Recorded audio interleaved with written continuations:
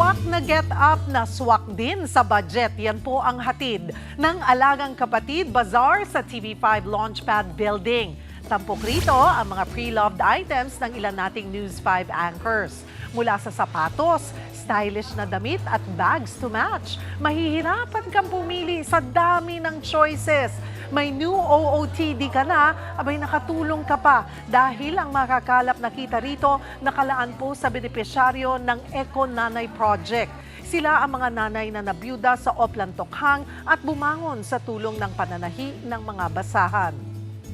Ang target talaga natin is medyo malaki-laking halaga kasi meron silang inaay na specialized na sewing machine.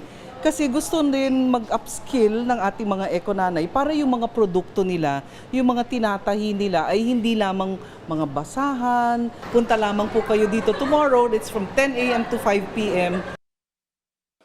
Mga kapatid, Cheryl Cosing po. Maging maalam at may pakialam sa mga napapanahong issue at headlines. Mag-follow at mag-subscribe na sa social media pages ng News 5.